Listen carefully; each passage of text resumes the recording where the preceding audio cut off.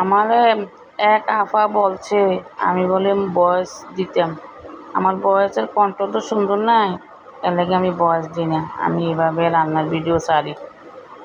আজকে আমি লাউ চিংড়ি রান্না করব, আপনারা দেখতে থাকেন। প্রথম পরিমাণে তেল দিলাম, রসুন কুচি দিলাম 2 কোয়া, এরপরে একটা পেঁয়াজ দিলাম, এরপরে চিংড়ি মাছ দিয়ে দিলাম। চিংড়ি মাছ দিয়ে লাড়াচাড়া করে এরপরে একটু পানি দিয়ে দেব।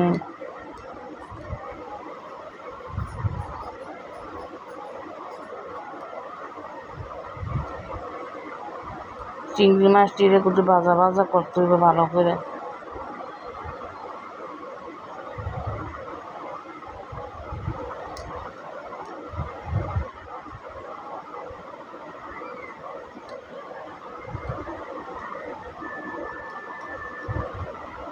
রসুন বাটা দিলাম 1 চামচ,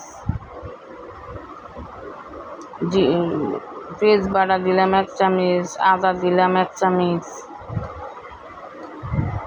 এরপরে আদার গন্ধটা যাওয়ানোর লেগে একটু কষাতে হইব। পরিমাণ মতন একটু পানি দিয়ে দিলাম কষানোর জন্য, আদা রসুনের গন্ধটা যাওয়ার জন্য। এরপর দিলাম 2 চামচ হলুদ,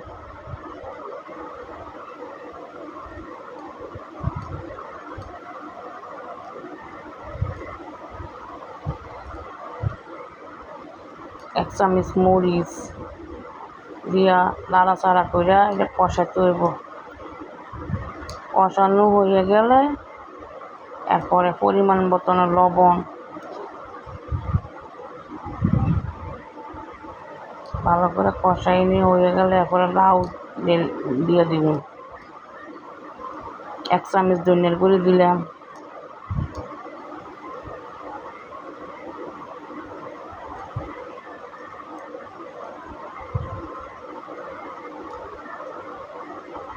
ভালো করে কষাতে হইব যেন কাঁচা গন্ধটা চলে যায়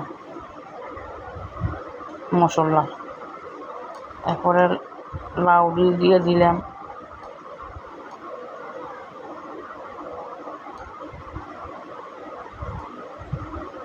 লাউ দিয়ে 10 মিনিট ঢাকনা দিয়ে রাখলাম। ঢাকনা খুললে লাড়াচাড়া দিয়ে দিলাম।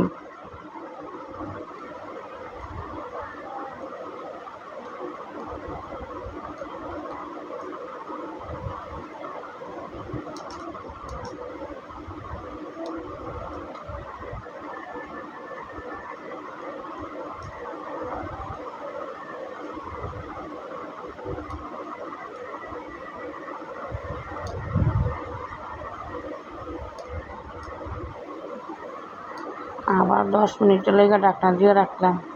10 মিনিট পরে ঢাকনা তুলে কাঁচামরিচ দিয়ে দেবো, দিয়ে একটু লাড়াচাড়া দিয়ে দেবো।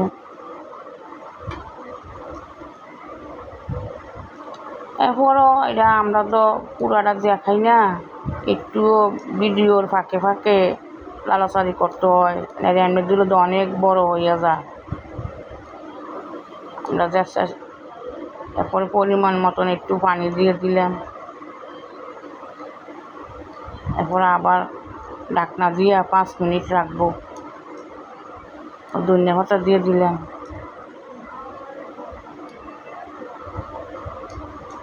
ধনিয়া পাতা দিয়ে একটু লাড়াচাড়া দিলাম।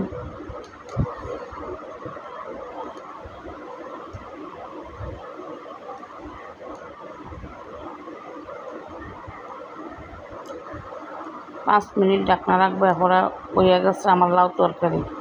পরিবেশন করলাম। দেখেন আমার লাউটা কত সুন্দর হয়েছে। আপনাদের কাছে যদি ভালো লাগে নোটিফিকেশন দিবেন